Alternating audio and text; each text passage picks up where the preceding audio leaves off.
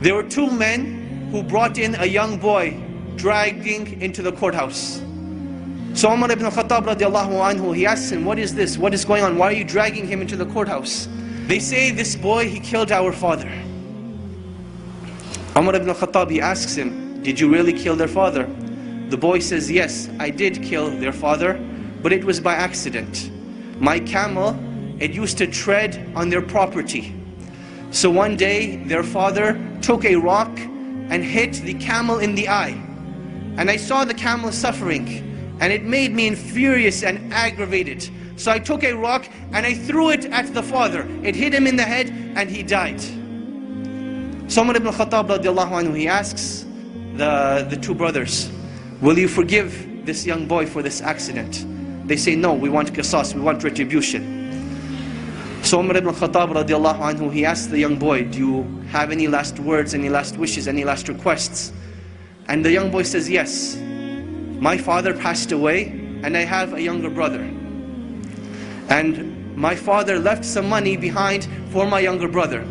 I would like 3 days to go and retrieve this wealth from a hidden place so that I can make sure my brother gets it when I die and pass away. So Umar ibn Khattab, he thinks this boy is making up the story. He's like, boy, what are you talking about? What wealth, what father, what young brother? The young boy, he says, trust me.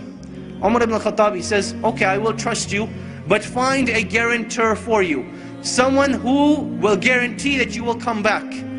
The young boy, he looks around, there's a packed courthouse. Will someone not help me today? And everyone, as the boy's looking around, they turn their face away, they turn their faces down. No one wants to help this boy. Then from the back of the courthouse, a hand raises up. Whose hand is it? Abu Dhar al-Ghifari radiallahu anhu, the noble and illustrious companion who gave da'wah to so many of the tribes. He says, I will be the guarantor of this boy. Now understand what it means to be the guarantor. Meaning that if this boy does not come back, it is the head of Abu Dhar al-Ghifari radiallahu anhu that will be chopped off, that he will be killed. Abu Dhar al-Ghifari, he says, I will be the guarantor. So the boy goes away. The first day goes by, the boy is nowhere to be seen. The second day goes by, the boy is still nowhere to be seen. Asr time comes on the third day. The two brothers go to Abu Dhar al-Ghifari radiallahu anhu, and they say, come with us to the courthouse. It is time. Abu Dhar al-Ghifari radiallahu anhu says, I will come to the courthouse, but the day does not end until Maghrib.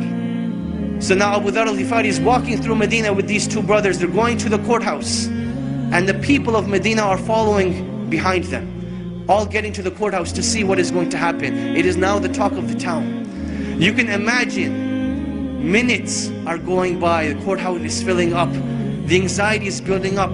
Will Abu Dhar al-Ghifari have his life sacrificed for the mistake of a boy? And literally minutes before the adhan of Salatul Maghrib, the boy rushes in. People are now shouting, they're happy, they're wondering what's going to happen, will everyone be forgiven, will everyone be happy, what's going to happen? So the boy comes in, the adhan for Maghrib hasn't gone. Umar ibn Khattab radiallahu anhu, he asks the boy, oh boy, why did you come back?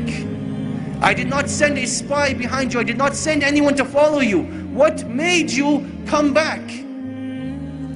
He said that I did not want anyone to say that a Muslim gave his word and did not fulfill it. So I came back. Umar ibn Khattab, he turns to Abu Dhar and he says, oh Abu Dhar, what made you want to be the guarantor of this boy? He says, I saw a Muslim in need and I did not want anyone to ever say that a Muslim was in need and no one was there to help him. So I raised my hand to be his guarantor. The two brothers, they say, when we have people like this, how can a Muslim ask for forgiveness and no one be there to forgive him? So they forgave the boy, and the boy was forgiven. This was the legacy of Islam. This was the code of conduct. This is why during the Khilaf of Umar ibn Khattab, they were able to reach the border of China all the way to the south of France.